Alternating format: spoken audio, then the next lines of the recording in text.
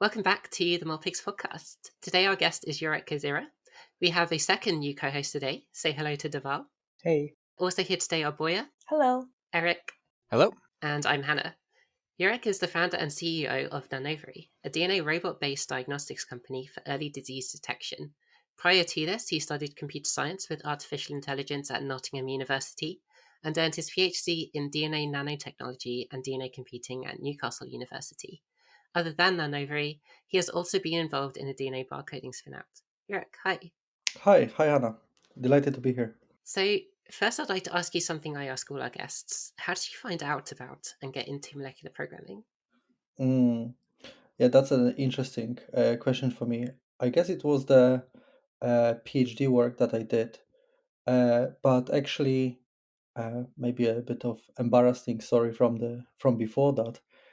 Um, I actually, when I was my undergrad was in computing science and artificial intelligence, and one summer I was uh, on a walk with my girlfriend, and now ex-girlfriend.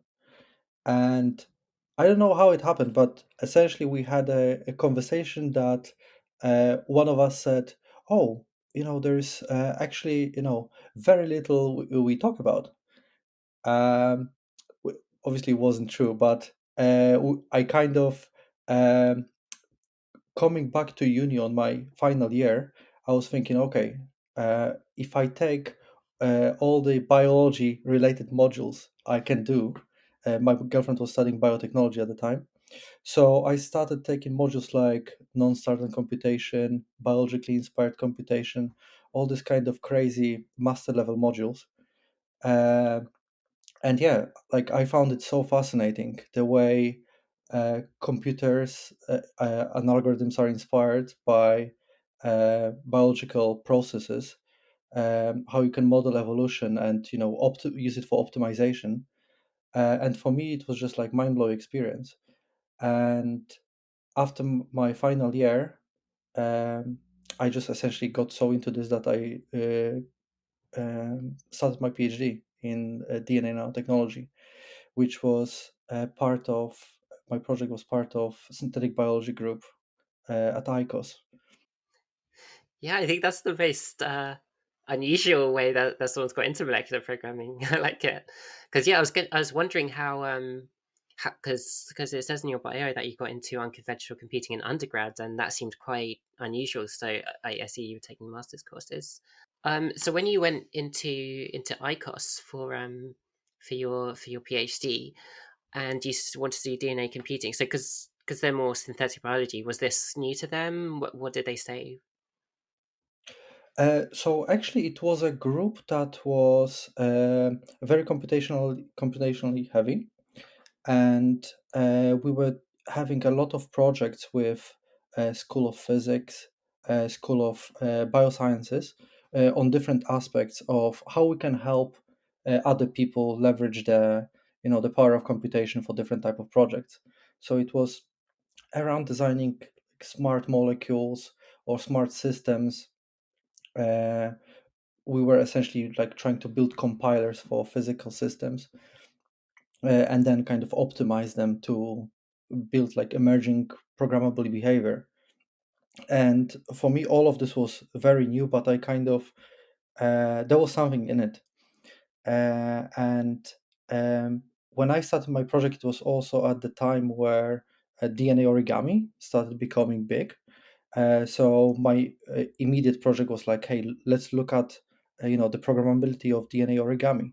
Is there something we can do there? And we were thinking about all of these aspects from the very like computational point of view. Like, can we design scaffolds and staples to be from uh, this universal set of all staples that you can just pick from the library and build any shapes you want and this sort of stuff. Uh, this was quite interesting. And then something happened throughout my PhD where I think on the second year of my PhD, me and of my best friends were I was doing PhD with were got called by our supervisor. Uh, Everyone was like panicking and like, what have we done? What have we done? And we get to a meeting, and our professor is telling us, "Oh, actually, I got offered another job at Newcastle University. So you can either come or stay." And essentially, the entire group moved with him. And when that happened, my professor was uh, like hardcore computer scientist turned biologist, and we joined, let's say, his counterpart, where we had a biologist turned computer scientist and bioinformatician. So when those two groups merged, the Nottingham group and the Newcastle group, we created the new ICOS. And I think at the time it was maybe one of the biggest computational synthetic biology groups, certainly in UK. And working with people that are biologists, physicists, mathematicians, computer scientists, like everyone on the projects had a different background. Like our meetings were very multidisciplinary. So for me, just talking with other people and learning from them, that was I think the best part of my PhD. Um, Sometimes when you're computer scientist and you talk to a biologist, they don't trust you very much at the beginning, obviously, because it's like, oh guys, you're just doing some uh, you know you're trying to compute everything. Biology is more beautiful than this. There are things that you'll never know. But then after a while, when they saw the benefits of actually taking systems apart and trying to build them up, and building stuff from the ground up, and actually modeling, and then having those models work and simulate their real life, that there is a certain satisfaction to it as well. How were projects structured in this group? Did you have like a biologist and a computer scientist and a physicist all working together, or did you kind of have your own project and then kind of learn from the other people how to apply their specialties to your own unique project? That's a great question. I think we had, um, each one would have their own projects.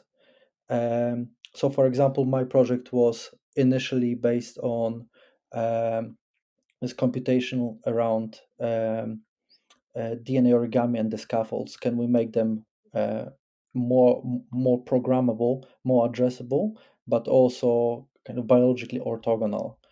And that was my key project for the first 2 years of my PhD. While, for example, my colleagues were studying how can we use DNA as a dynamic DNA storage mechanism. And for example, their project was about can we use kind of synthetic biology and kind of recombinases to build a circuit that kind of uh, based on a signal, for example, to a bacteria cell, can translate that signal into a piece of DNA that is then recorded into, I don't know, a plasmid or a genome of the bacteria. So it was mine was very theoretical at first. They were very practical. But what's interesting, what's happened next is that, for example, I veered more into the dynamic DNA nanotechnology. And for example, using systems like strand displacement systems. And then we thought, okay, can we actually build a system that is recording something dynamically, some information dynamically? So for this project in particular, it was a merge of two other projects, and because it was a complex project, then we had a physicist joining us, a chemist joining us to kind of um, help us build this. But what I really liked was that even though we had a lot of postdocs and a lot of junior people as well, all the junior people also had their projects, and they were empowered to essentially just get on with things. Whenever you need help, you just ask for help, and you keep going. So I think it was yeah, a very nice experience in my opinion. What was it like just up and moving halfway through your PhD? Like that can't be very common. Or moving the university. Mm. Yeah, it was crazy, but to be honest, for me, it was I was always on the move throughout my entire life. So um, I think first move when I was 16. I went to a high school that was kind of a bit further from my hometown. So yeah, like since 16, I was kind of living on my own. Um, and then when I was, I don't know, 19, I went to UK to study here for my undergrad. So really for me it was not a big deal, but yeah, I still remember the first day when we were told we're moving. I kind of, it was a nice year because I just moved in with my one of my best friends from Poland. So we were thinking, okay, yeah, this is our future together in Nottingham. And I came back one day and just say, well, yeah, looks like I'm moving north. Uh, but yeah, it was fine. And Newcastle is an amazing city. I always say it. It's um, because in a way it has all the features of a big city like London or Manchester, but it's so very compact that you can pretty much walk everywhere in half an hour. Like, people say in London you take a tube and no matter where you go it takes you an hour and a half. In Nottingham, sorry, in Newcastle, it's a bit different, where half an hour walk will get you everywhere. And on the other side, on another hand, it's also becoming a big of a biohub. We, for example, our labs are at Nanovery are in the Biosphere, where there's lots of startups and spin-outs. We have a very strong medical school, and two hospitals that are like top 100 in the world. Can you tell us more about life at the Biosphere? Do you guys have a lot of interactions with other startups? Is there lots of venture capitalists coming through, just kind of looking for what's happening? What's going on there? A Biosphere is a really interesting place because it was just built and we got into a pandemic quite kind of straight away. So obviously people were after the initial kind of mingling and exchanging knowledge, uh, the place kind of got shut down in a way that everyone was just sticking to their own lab. But now it's opening up again, and we're trying to be the company that is interacting with everyone. So whenever we have a chance, we'll go to events um, and everything that Biosphere offers in terms of socializing and networking. We'll always have someone joining. Uh, so it's a quite interesting place to be. Um, there is some also kind of more established companies. Talking about finances, I was just chatting last week with another company that raised like I think 67 millions, and yeah, they're working on new ways of delivering drugs to cells. Um, so it's a really vibrant place to be here. So for you, did you know when you were early? Did you know earlier that you would like to start a company, or is there any time during your PhD that make you feel that that's what you want to do in the future? Hmm. Um, I guess I always kind of knew that this would be a future I would like to have in terms of building your own company. I had this kind of entrepreneurial spirit.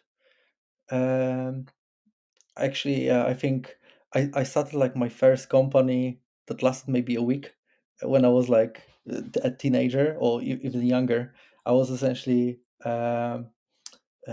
picking up cherries and then selling them. And company number two was, I think, private investigative office, which essentially, and my father still kind of is mad at me because I started putting leaflets with our home telephone all over the city saying, call the detectives if you need help. So I was always doing something crazy like this. But in terms of when it got real was, I think after I finished my PhD and started looking around of what I can do. Um, I didn't really want to go to stay in academia to to become a professor. It's like I know 1% chance that you're gonna become one in the end. And I was thinking, okay, how about looking at how we could start a company or have essentially an industrial experience out of the academia. So I think it was one meeting of Innovate UK. They were presenting what are the different opportunities for postgrads uh, doing a business, and I think it was the ICURE program that we got into. And ICURE is a program where you are paid for 3 months to leave the lab and see if the technology that you're working with can help someone in a way. Obviously, you come up with a proposition first. So um, at the time, we were working on this concept of DNA barcodes. The idea was quite simple. It was about solving a problem of traceability in the GMO world, where the idea was, can we make programming bacteria as systematic as programming computers, whereby you can share the code and you can have a repository of a code somewhere. So the idea was, okay, how about we design a website where people can upload their documents about the design of a GMO, whatever modifications they do to an organism, and then the website will generate a barcode for you, essentially a barcode that is then translated into a sequence of DNA that you can read in and out and switch between the two very easily. And then that barcode would then be actually physically inserted into the genome of a bacteria in a known place where it can be easily read, shared, and then if somebody takes the same bacteria, you can retrieve all the information and kind of continue this chain of information and then new versions of the strain. And so what this ICURE program allowed us to do is essentially for 3 months go around the world, and literally around the world, because I think at one point I landed in New Zealand from UK, talking to people that I never knew I would talk to. So, for example, there were people that linked me with New Zealand Navy, Royal Navy, or something like this, and they were interested in if a technology like this can help them with something around the ships and conservation of ships. And I was saying, well, we had interesting conversations, definitely. And this is the whole point of ICURE. Essentially, you are stepping out of the lab and you're trying to learn as much of people's problems as possible. So obviously, I was also talking with a lot of pharma companies. Turn out that pharma companies are doing something like this already, but all internally. So we're just kind of trying to find out if this can fly as an idea for a business. Um, and yeah, I mean, in the end, that gave me that confidence about how do you approach starting a startup. And the the way to start it is first identify the problem you're solving. Really go down to what is it that you're trying to do, and then try to talk to as many people as possible about it, uh, and see if you might have a solution and if they want to try it. So definitely a very good learning experience for me. I would say that the startup is still in deep stealth mode, meaning that it never launched. So yeah, this has to be said. And yeah, essentially at that time, I was saying it's a really nice idea. We had some opportunities from Innovate UK. Also, they wanted to put some more money into the project, um, but unfortunately, the university was kind of very slow uh, to move forward. So I also learned about parts about what is the difference between spin out from university and startup. And yeah, if you want to do something, uh, I would recommend doing a startup on your own. Do you think there's a chance that Nanovery could, in the future, when you're bigger, Mhm. like go back to the barcoding thing and add that, or is that just a lesson learned now? It's interesting. So the project is not dead yet, in terms that there's been a number of publications that they launched, or they released. So the system works. You have a website and you can do all of these things, but it's much more in this academic environment rather than actually a commercial startup um, with projected revenues and growth. But yeah, so the idea is still there. The idea is still there. I think the idea of barcoding a genome is like giving it a name and tracking where it Hmm. goes. But my question then is, how do you track if there are mutations in the barcode itself? Because I believe over time, since it is not coding for something essential, it's going to change, and down the lane, the barcode is no longer the one you put in. How do you keep track of that? Hmm. Glad you asked, because that was exactly what I was doing when I was designing the system. So the idea was, how can we make sure that the barcode is stable, and even though there might be a mutation, can we spot the mutation and fix it? Um, and the way we do it is just assuming that the process of having a barcode in the cell and carrying it by the cell, it's almost like trying to send a message through a noisy channel. And obviously your message can be distorted, right? So let's say if I tell you, uh, oh yeah, I'd like to get a beer with you. But then we're in the noisy restaurant or a noisy club, and my message get distorted into, I'd like to get a beef with you rather than a beer. There's just one letter difference, but it can still change the whole meaning of the park, of what you're trying to send. And the way we did it is that the barcode had special checksums that were checking the validity of the first half of the barcode, the second half of the barcode, and then the barcode in its entirety, including the first two checksums. So at every single point, you were able to find out if there is an error or not, if the barcode is valid itself. So if you detect that the barcode is invalid, you have that. Now, how can you recover it? One thing is that obviously in free speech, or sending codes, you can come up with any type of message. So this is kind of difficult. But if you know the registry of all the barcodes, you already know what kind of messages were available, or what kind of messages were registered. So you can even do something as simple as sequence alignment to find out which barcode your barcode is the most likely to be. And then with the right checksums, you essentially can get additional confidence. Yeah, this is the right one.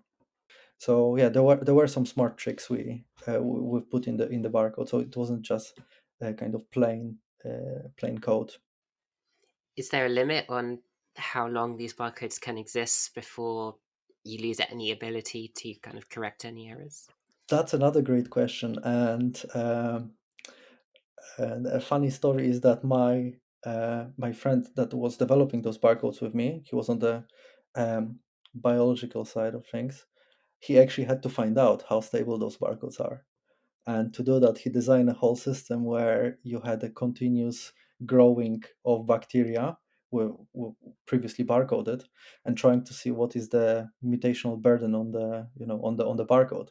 So the way he set up the experiment was that he was taking a measurement every half an hour, but for 3 days. So he was literally sleeping under the bench in the lab, waking up every 20 minutes. So Isn't just that a to form take of the torture? Yeah, I think it's a form of torture. Yeah, it's a form of a PhD torture that you sign up for when you want to answer a question like how stable is the barcode. Um, but yeah, it was fun times. I think he was complaining, but I think deep down he was enjoying this kind of the setup he made. And so in the end, did it last for, you said 3 days it was? Mhm. Did the barcode survive the whole time? Yeah, it's like thousands generations and nothing's happened. But the thing is that normally in E. coli, the even the kind of the uh, errors while you replicating the chromosomes are so low that it's very unlikely that every generation something a mutation will hit a barcode. Plus, the other thing that we did was we put the barcode, I think, very close to the origin of replication, which is a very conserved part of the genome. So that gave it this additional stability. What about keeping track of the changes? Hmm. So instead of saying I'm gonna try to prevent changes, assume that changes are inevitable and just keep track of them. So a barcode is forever evolving. Would that be a feasible way of doing it? Absolutely. So the way we designed the system was that, let's say you take a bacterial strain from HANA and you want to do some modifications to it. If you're happy with the modifications and you want to barcode it as a new thing, what you would do is essentially um, cut out the old barcode and insert in the new place the new barcode that is generated by the website as you essentially add your edits on the website.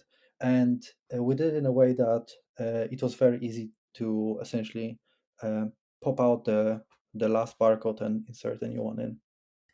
I want to move on to what I think everyone will agree is your most important startup, the private investigation service. So, uh, did you get any interesting clients after leaving flyers all over town? Yes, actually, I had one client that turned out to be my cousin's grandpa. She called us saying that her cat is missing, and I took it very seriously. So I put down all the kind of notes in my notebook, how the cat looks like. I'm pretty sure I still have those. I think very soon it turned out, yeah, that it was a kind of a family member, trying to help me grow the business. But yeah, I think that was the only telephone that we got. So, Nanovery. So I guess like after this barcoding spin out, I mean, you already had a taste for business, but Hmm. what pushed you towards going fully into I'm going to create a company, I'm going to raise funds, and yeah, tell us about Hmm. Nanovery. Uh, so it all started as a very big experiment as well, like I guess most things. Um, so I was still really interested in startups, and a friend of mine that I was doing a PhD with, he went down to London and he actually was looking at startups and he joined one, more in the music business, which is also quite interesting because on his PhD he was doing high performance computation and essentially simulating lots of different biological algorithms and stochastic algorithms, and what kind of biological models you can do with that. But essentially, when he was looking around, he noticed that a lot of startups in London are originating from this place called Entrepreneur First.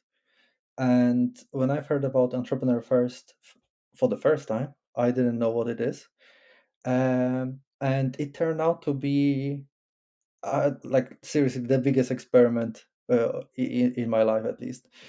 Um, what EF does is that they talk to lots of smart people and they pick like 100 every half a year, every 6 months, to join a cohort. Uh, so you have all of those people that want to start a business, but not necessarily know what this business is gonna do, or they don't have a co-founder to start a business with.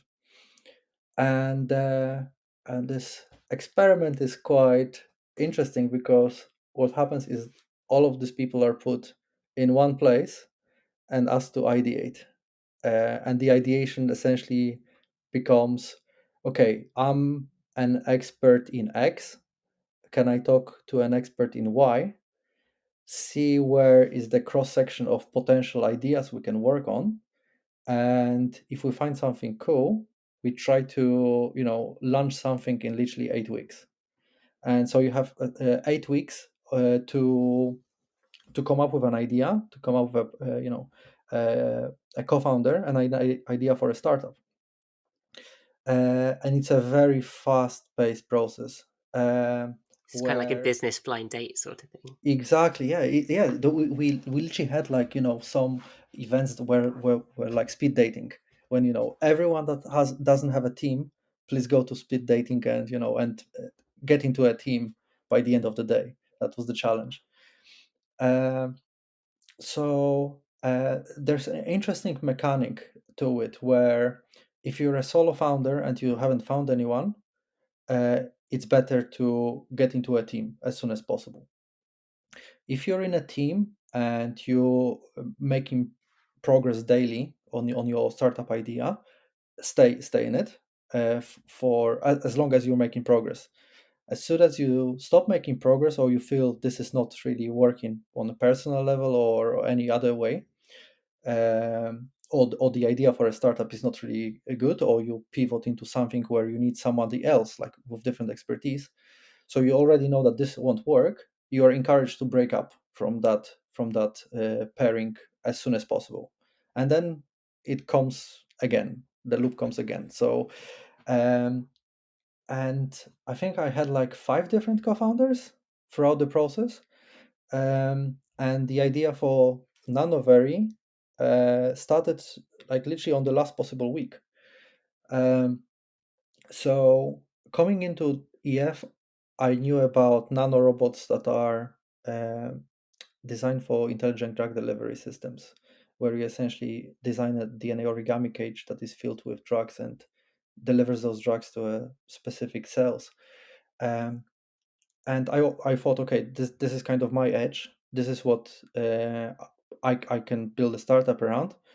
But nobody wanted to build a startup around this. Nobody else felt confident. Okay, like what am I gonna do in this startup? So I was very early on in the process. I was thinking, okay, maybe I also have AI skills and computing skills.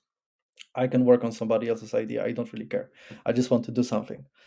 And I was trying this for 7 consecutive weeks, and then at week 8, I was like, well, okay, this hasn't worked, so maybe I will find someone to work on my idea. And also, EF is an amazing place that you find so many people from so many different backgrounds. So I was talking to people that are in area of cancer, and I've learned about this huge problem in cancer diagnostic, where you can detect cancer much earlier from blood samples. But the problem is that every technology that's available right now to do it is slow and expensive. So you don't really have the benefit of widespread benefits of this breakthrough technologies. Um, and we thought, hey, how about design nanorobots from DNA that can find DNA or RNA biomarkers in blood samples. Um, and it started all as just an idea. Um, and obviously, we were kind of late, very late in the process. So we were thinking, okay, how can we show that it can potentially work? What kind of traction can we get in such a short amount of time? And something amazing happened, because I went back to Newcastle for a visit and was connected with one of the clinicians that are working here. And I told him, like, look, we have this idea for a startup. It's nanorobots, blood samples, liquid biopsy. It's a everyone was at the time really excited about this new area. And the clinician told me, like, look, if you have something you want to try, we can give you blood samples from our patients.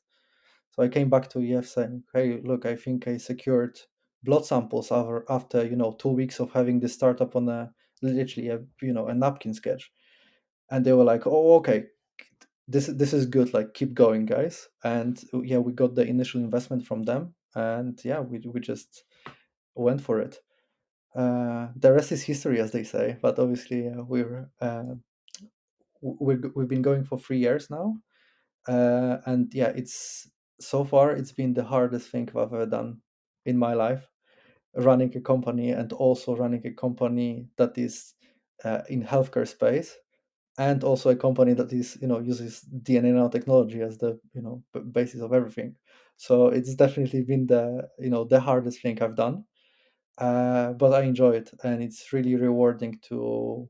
Sometimes I'm just come to the office and I look around and I'm like, it's a running thing, it's a thing that, literally going back to those early days when first we have just an idea, and then we were, for a year stuck in labs that were in shipping containers, a very kind of a Breaking Bad style way. And now we have a proper lab with like really top scientists working on this problem. It just, yeah, it's humbling as well as an experience. So all I'm gonna say.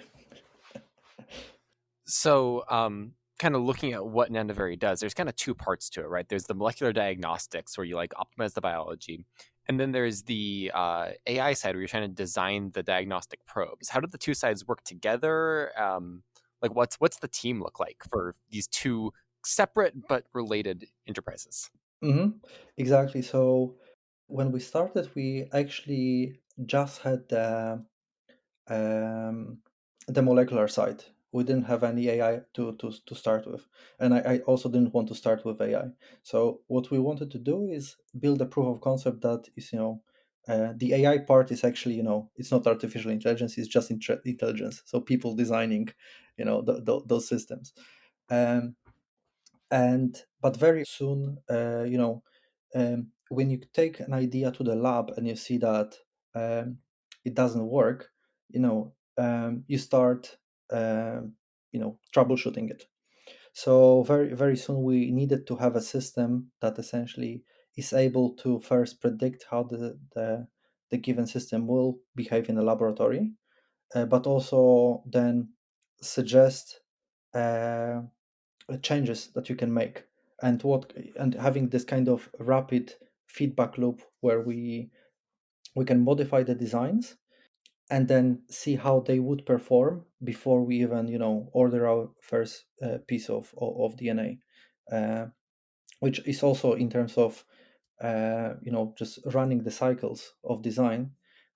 Waiting 2 weeks for every time you have a new idea it's not good for business. So really, we now have a well a, originally a bioinformatician that joined our team, and now he's moving more towards computational simulations. um, and actually next month, two more people are joining us to help us with the computational pipeline. But as you say, those are kind of two separate projects, but in a way that we structure our design, this is an integral part of what we do. So starting with a biomarker of interest, you can already have a candidate for a biomarker, or you can use the computational, essentially bioinformatics tool to come up with some biomarkers depending on what kind of data you have.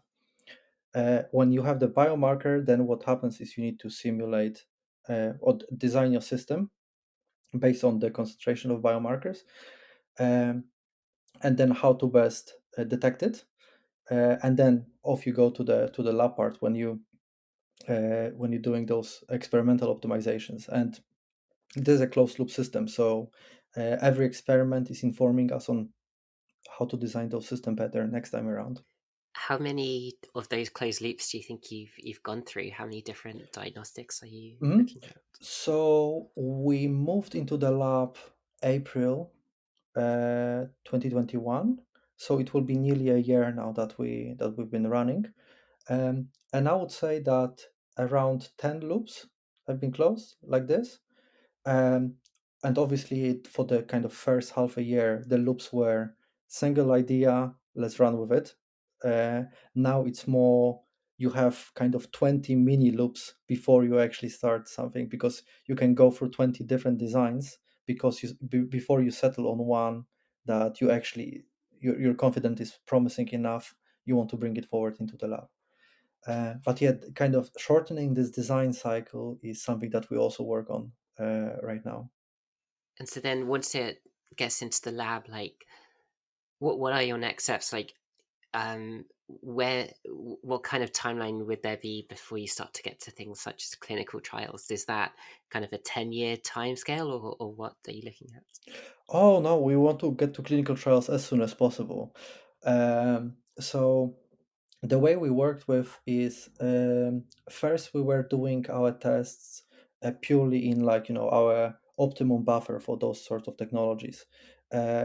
So we tested different buffers. We kind of knew how each of them is behaving depending on the system. And then what we would do is spike those buffer with known amount of biomarker. So we can then start measuring things like, okay, what is your lower limit of detection for the technology?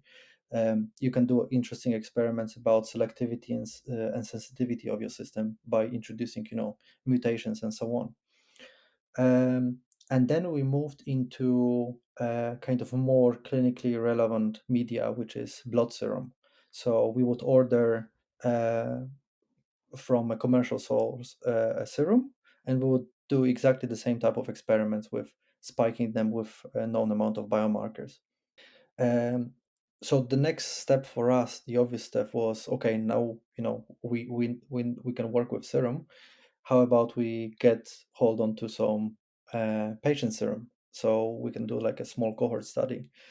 And we've been engaging with clinicians, and um, essentially there is kind of one extra experiment that they recommended us to do, which is essentially um, you take the extract from different tissue of animal, and you it's kind of sort of like a blind test where we try to predict which sample is coming from which tissue, because the biomarker that we look for is very tissue specific. So the idea is, okay, can our nanorobots detect this, where the sample is full of all the other type of genetic material, like DNA or RNA. So this is ongoing right now, and after we complete this stage, we can move directly to patient samples. How do you decide on the biomarkers? Is this coming from the clinicians, or are you guys doing a lot of background research to try to decide what to target next? Yeah, at the moment it's both, and this is also a challenge. The thing is that when I was starting the business, I thought, okay, we'll have to do everything. But obviously, if you have a team of 9, you can't do everything. You need to be smart about how you decide on the projects you take on. And ideal project for us is where there is somebody that already knows what kind of biomarker they're looking for, because they either do biomarker validation as part of their job, um, or we essentially look for the most promising biomarkers in the literature. So those are the kind of two approaches that we have. And obviously, our expertise mostly lies in the design and development of those nanorobots.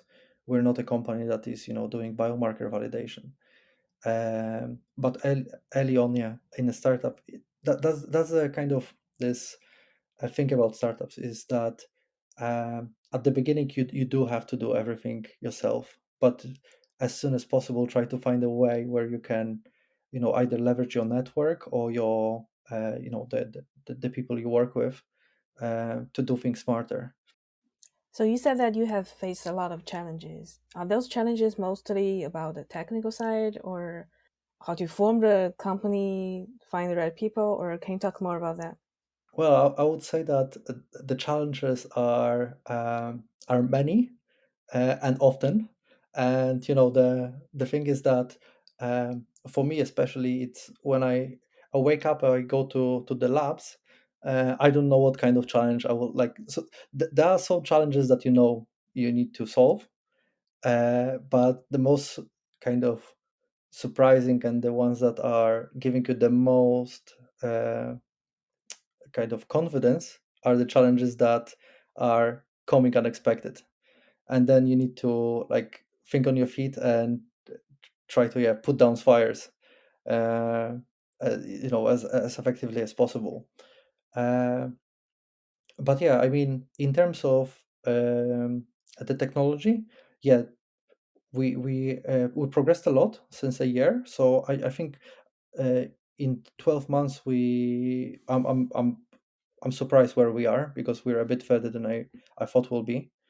Um, there are some, obviously, as you do R&D, you find out actually, you were scratching the surface, and there are more challenges than you thought there would be. But so far so good with with dealing with all of those. One challenge for me was, although I kind of had this experience with startups before, was I've underestimated how tough the business development part of the startup is. You can have the most amazing technology in the world, but if nobody wants to use it or buy it, or or interact with it, it is a problem. And literally that should be the focus of the of any type of business, finding a sustainable business model, something that will work as a business. um, Obviously there are things like accounting, legal, IP, all of this stuff, which uh, was scary before I joined EF, but kind of this entrepreneur first kind of got me into a mindset that uh, yeah, if you want to do something, you just need to you can learn it on the fly, and you can always talk to people that have done it before, and ask for their mentorship, um, and advice. So in terms of um, self development and how this part goes, I think, yeah, s- launching your own business is yeah, the quickest way to develop yourself as well. So when you're one of the challenges was building the client base, did you have any pushback when you mentioned that you were using nanorobots, DNA nanorobots, to do your diagnostics? Were people skeptical? Mm. Uh, I wouldn't say people were skeptical because of this. So, for example, the story I was telling you a bit before, when we got the blood samples, or access to a to a clinical trial straight away, it was in that case actually the nanorobots were the selling point, right? It was like, wow, okay, this sounds like a cool technology, and yeah, happy to do something with you. uh, and to be honest, where um, any customer base around the world will have this kind of normal distribution of early adopters versus late adopters versus where majority of people sit. And the thing is that it's quite easy to spot who is the early adopter once you start talking to them, because one thing is that whatever whatever is new, they love it. And after kind of half an hour of a conversation, they will start telling you, how about this idea, how about this, can you have you thought about this, why don't we make it so that it uses a paper sleep and an iPhone, and they are giving you ideas on their own, how to do it. And early adopters is who you want to work with. Those are the people that are excited about new things, and they are very sensitive to positive results and not sensitive at all to negative results. If something goes wrong, they are like, yeah, well, it happens, it's new stuff. But if something good happens, they will be the champions of of your technology and of your idea. And then they will, this is how it starts, right? Obviously, when we have conversations with people that are clearly on the other side of the spectrum, where they're like, what is that, this is this is not for me. Tell me when this is already approved by X, Y, and Z, and and every one of my colleagues is already using this, then I will adopt it. You've mentioned like talking to adopters versus talking to venture capitalists versus talking to scientists. How do you like change your message as you're talking to each of the different groups of people that are involved in this? Oh man, such a good question. I'm still learning this. I'm I'm I'm just about to start fundraising for another round soon, and oh yeah, I have those reflections from like kind of last year when we were doing this, and it's a completely different language you need to adopt. And in general, I found running a business is half of the job is literally how you communicate with people, which I still need to get better at. But the thing is that the way you talk to customers, obviously, they will care about completely different things than investors will care. Um, and we were taught that at EF as well, like your customer presentation, don't show it to your investor, and your investor presentation, don't show it to the customer, because it's just like you're not going to achieve anything with this. Um, so in terms of customers, the first is try to understand. If you understand their pain and their point of view, if you know the kind of so-called hair on fire problems, so problems that are so urgent and important that you just put anything on your just to put you down your the flaming hair. If you understand the problem intimately and deeply, uh, you're gonna have good conversations with customers. Um, for investors, it's yeah, they're a weird bunch, but they're people in the end as well. The thing with the investors you need to understand is that their primary job description is take amount of money X and make more out of it. So obviously, what they do is they uh, look for startups that will offer that return on investment. And it also depends on the investors, because some will have different invest kind of thesis of investment. So they might invest in you because you're a really good team, and they say it doesn't matter what kind of problem they work on. It's such a smart and experienced team that whatever happens, they will pivot to a good problem solution. um, some other investors will invest only in diagnostic companies. Some other investors will only invest in therapeutic uh, agents, or so it does need to fit with what they know and what they can invest in. And also for you as a, because the thing that not many people realize is that it has to be a double sided uh, thing. You don't want to get an investor that just gives you money and lets you run with it. This is what's called a dump money. And you want smart money. You want someone that not only brings the investment, but also helps you with, for example, um customer contacts or contracts or IP or legal, or any type of support to grow your business better. A follow-up to Eric's question, um, between investors and customers, do one category of people get more biology-based lingo and the other gets more computation-based lingo, or do they both get the same kind of mixed lingo, or like, because they're both different fields, and obviously I feel like you will be leaning towards one side depending what you're talking about. So how do you gauge that which person wants to hear what side? Um, so again, I would say that the most important thing is that you, as a founder of a business, know what is the problem that you're solving, and always speak to the problem, and then the value of the solution. So when we go out and we say, hey, I have this interesting technology, it's DNA nanotechnology, plus it's AI powered, plus it's on the blockchain, plus it's satellite powered, plus this and that. Very often you will find out that you're not getting anywhere, because you're just like listing your technology stack, or what's interesting about your technology. And the harsh truth of all of this is that nobody cares. Nobody cares how cool the stuff that you're building is, because they don't see how relevant it is to them.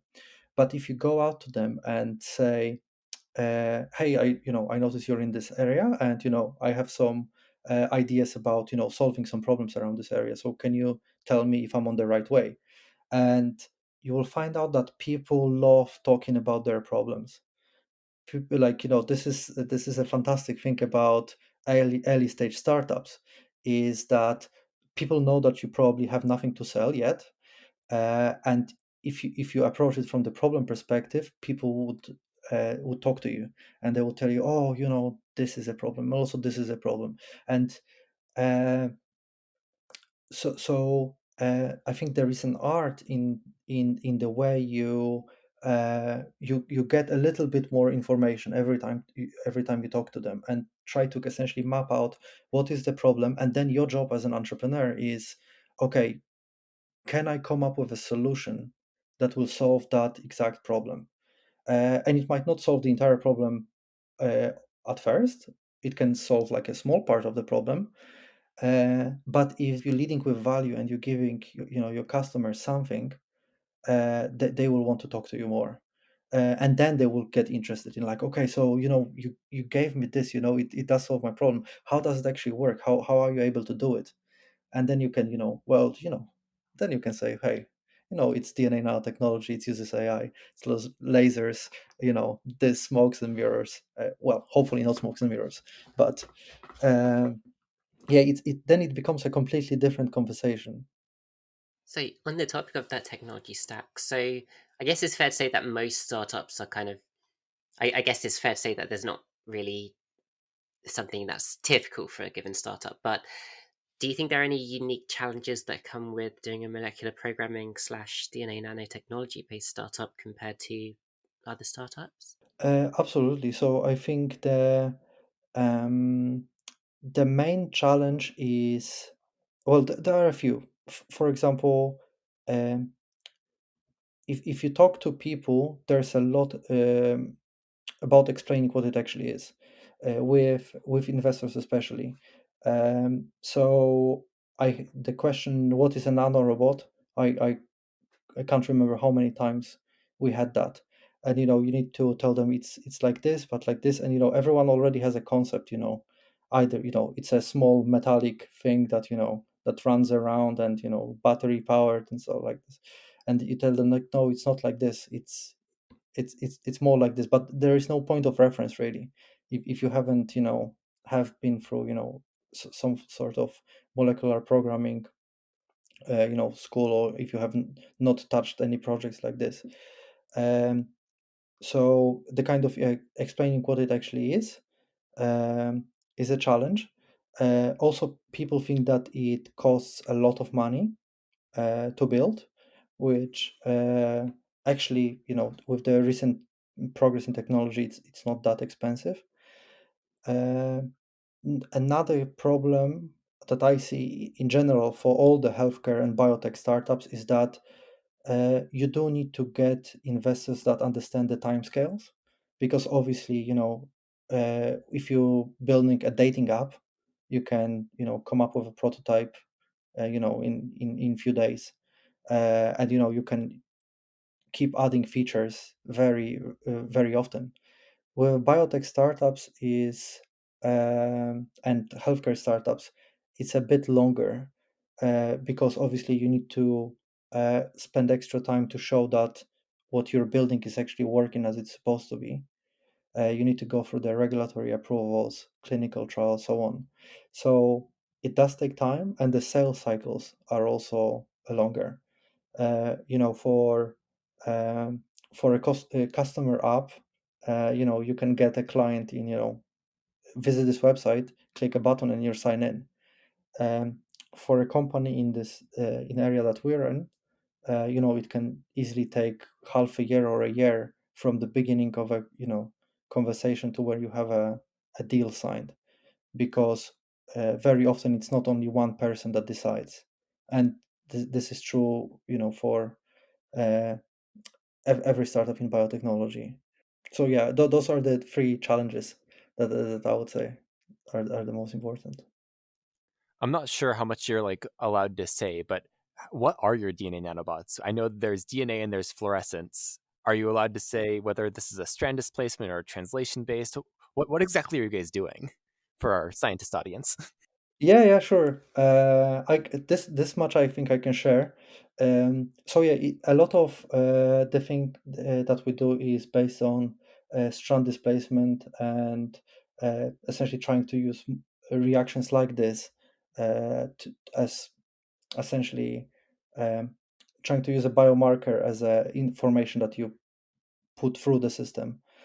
Um, and the way we designed this free module design that is consisting of like any other, if you look at the design of any architecture of the biosensors, you always have the part that is detecting, the part that is amplifying, and the part that is responding. And this is exactly how we design our system as well. So there will be a part that is responsible for picking up the biomarker, and depending also on what type of biomarker, you can have detectors that are sensitive to like single nucleotide mutations, which is, for example, very important in areas like cancer.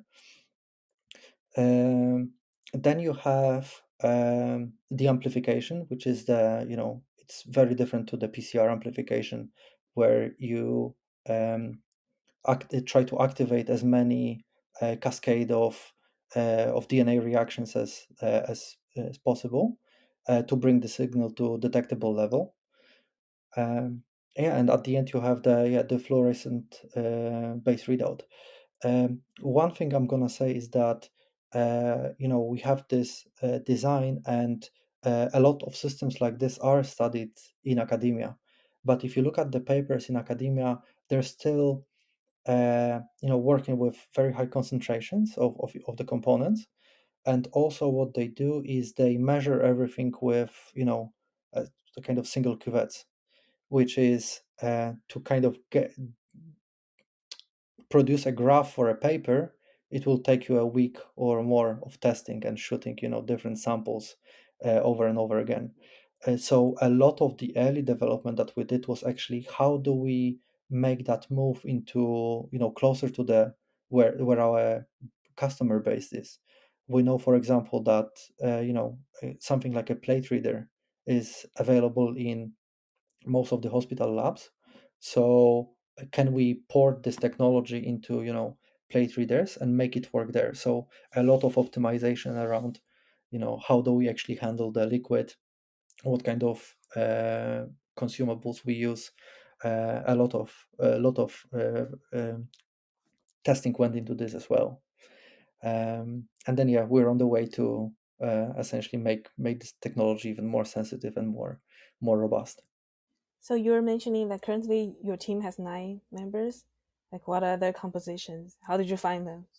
Mm-hmm. Well, all the kudos are going to my co-founder Roma that found the people that work with us.